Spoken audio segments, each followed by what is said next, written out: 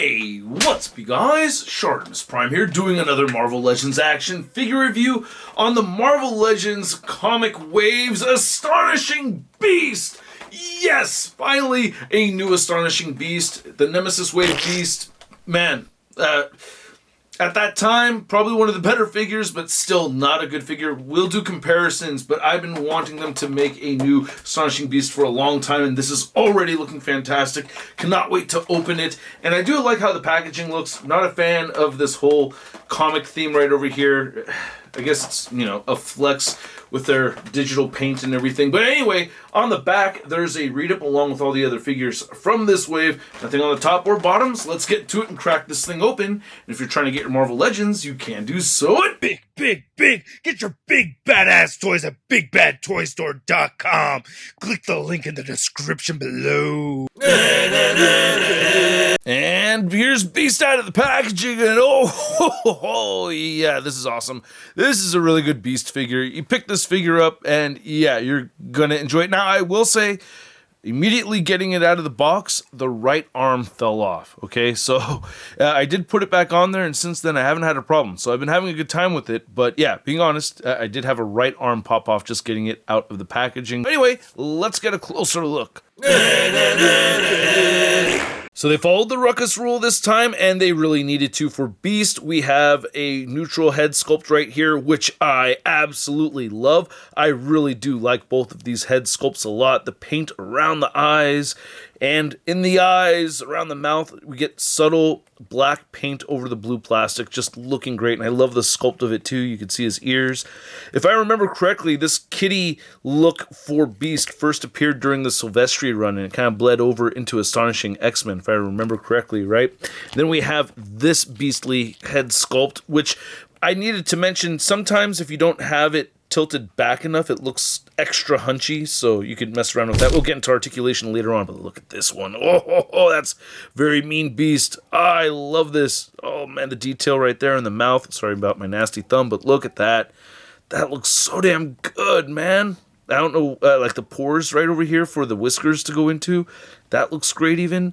Damn, these head sculpts look so good. They're getting really good with the paint on these heads overall, and it just stands out so well on these heads right here. Then here's our comic, and okay, look, man, I don't like the comic theme, but the fact that they have the comic cover where they're all reading a comic, and then you could have the Beast hold the comic of the X-Men reading the comic.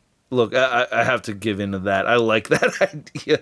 That was kind of fun. Okay, so with this one, it gets a pass. But yeah, not a whole lot on the back. I wish they were able to do something else different on these. And again, overall, I'm not the biggest fan of these. Anyway, while I look at the rest of the figure, I do have a hard time pinpointing out where there's darker blue paint over the blue plastic.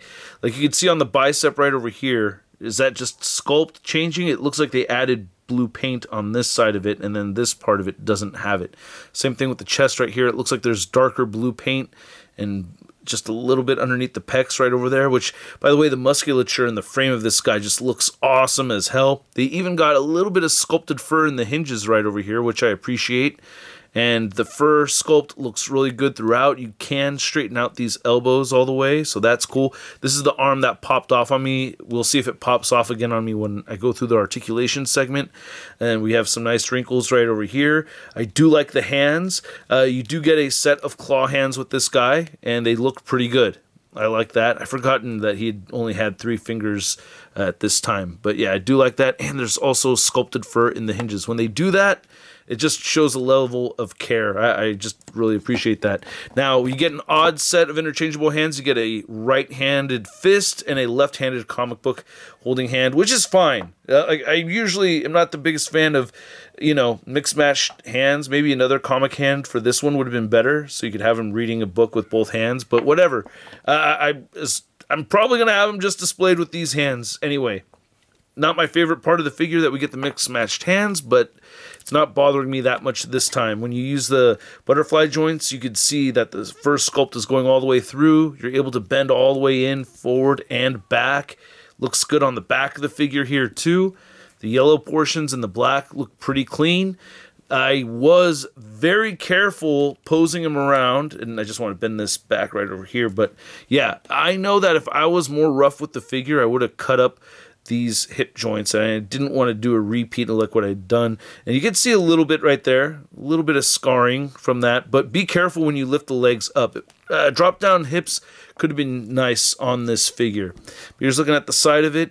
It looks fairly consistent to me. I do have a little black speck showing right there, which is a little annoying, but whatever. I like all the wrinkles right over here. Looks like it's kind of supposed to be like a leathery suit, right? So, yeah. It looks pretty good. It doesn't have the same kind of high gloss that the old one did, which, by the way, oh my god, comparing the head sculpts, geez, this older one, it still looks okay. For its time, it was better, but these ones are just, oh my god. I mean, huge improvement on the newer one, I think. Just looks way better to me. Yeah. But anyway, yeah, I did like that about this older one, how the black and yellow was very glossy. You're not getting that over here, which is okay. It's not really bothering me. But it is preferred to have the gloss. I don't know, because it's supposed to be like leathery material, isn't it? Or maybe it's not. I don't know. But anyway, you get fur right there on the back of the calves. The patas look really good. I don't think these are the same feet. No, these are not the same feet as we'd seen before. Still a little bit of sculpt in those hinges right over there. And you get peg holes at the bottom of the feet. All right, so the articulation is so awesome on this figure. It does shift forward and back like a pile driver right over there at the head. And you can get him looking up all the way. That is so good. And you can get him looking downward that much. I feel like you do get a little bit more movement looking down with the other head sculpt just because his face or his expression in the jaw is more relaxed. So yeah, you can get that moving downward. And it does hunch a little bit easier with this head sculpt compared to this one. But again, just shift it back up and put it in place, you know, and then now it looks a little bit like how it should, I think. And then these beautiful butterfly joints, man, they did a really good job with these. I really like them a lot. Shoulders will move outward. I do have a little bit of chewing on some of the first sculpt right here. I can see really bright blue coming up, so you don't want to move them up all the way up at that 90-degree mark. That's where you start getting the chew happening. So yeah, up to there before you start damaging your figure. Unfortunate. And then you can move the arms in that far. Rotate a full 360. Let's see if I can pop this arm off again. Yep. See, that's how it came off on me when I first got it. It took a lot more effort than that when I first got it, though. It like literally just like fell off, but you could hear it snapping right back in. So you get those bicep swivels, pinless double jointed elbows that bend in nicely, and then all the wrists turn side to side and hinge up and down. You have a nice diaphragm joint right here, and he can pivot a bit and crunches forward a little bit with the diaphragm and back more so, and then you have the U joint at the waist, and he can move forward that much. I think it could have gone farther if they had given us the ball joint at the waist instead of the U joint. I'm not going to argue that, but this is still a good range of movement. Just not what I think could have been the very best, but definitely still good. I couldn't really get him like curling himself up into a ball. But anyway, the hips, I wish he had drop-down hips. You can move him outward that far, and I wish he had the drop-down hips just because without damaging anything, I feel I can only get the legs moving forward that much. And rotating this and everything is not something I really want to do either. So that feels pretty limited for a beast figure. I wish he could move his legs forward more than that. If I move the leg outward, it could move a little bit more forward. But yeah, as far as just straightforward, it is more limited than I'd like it to be. Upper thigh cut right there. And then you have nice double jointed knees. Wish we had a calf cut right here. What the hell? Why the hell not? I don't get it. That would have been a really easy spot to give us a calf cut, right? Come on, man. And then the ankles move down. They move up very far. And he has beautiful ankle pivot as well as beautiful toe articulation. Now to measure out this beast figure, you can see that he's standing at about 7 inches tall, a little bit less than 7 inches. And then for your Astonishing Beast comparison, you can see our Nemesis Build-A-Figure Wave version right here next to this Comic Wave version. And yeah, man, it's just an epic improvement. So much better. We've been asking for an upgrade for so long, and Hasbro has delivered with this.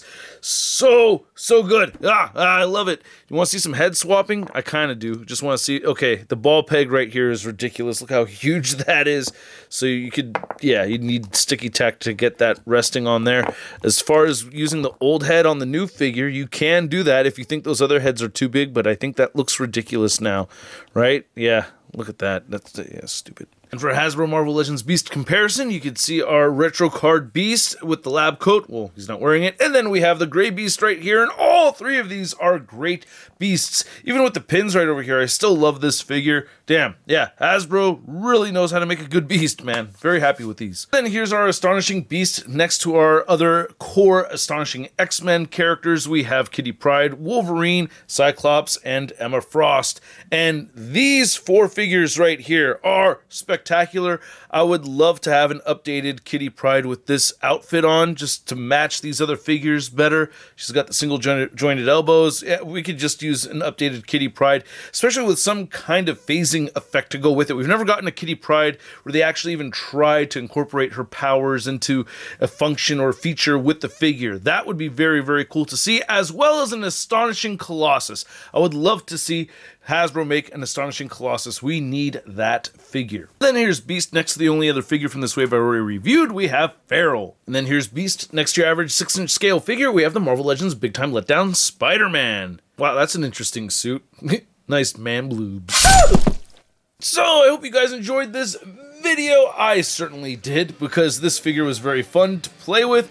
Hit that like button if you think the video helped, and hit that subscribe button. Make sure you stay tuned for more reviews coming your way on this channel. I really love this Beast figure. This thing made me so happy. I had such a good time with it. I was actually taking so many photos of it that I'd gotten him back into poses I'd already taken photos of him in from the day before, so I just had a great time with this piece. I don't know exactly where he's going to go on the shelf. He may not get on the shelf right away because I don't have a specific area for the Astonishing X-Men, but I plan to, and I'm going to be playing with the figure more again in the future, so I'm stoked to have it. I really think the execution of this figure came out great. I wish he did have calf cuts. I wish there wasn't chewing on the shoulders, so I wish there was drop down hips. You know, there are imperfections here and there, but man, I am mostly very impressed with this figure. I really like it a lot, dude. At the price point around 27 bucks, damn, these things are costing a lot, but around 27 bucks, I'm going to give this Astonishing Beast a sud rating of...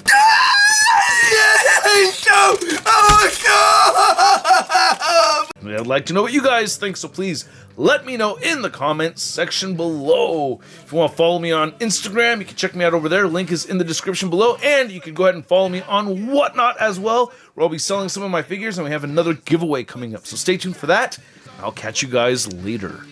Peace!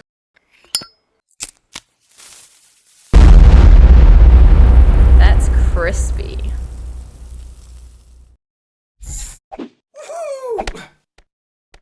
Hey, new ShartimusPrime videos. Hey, you should click one. Yeah, click on one of them. Or subscribe if you haven't. Your face,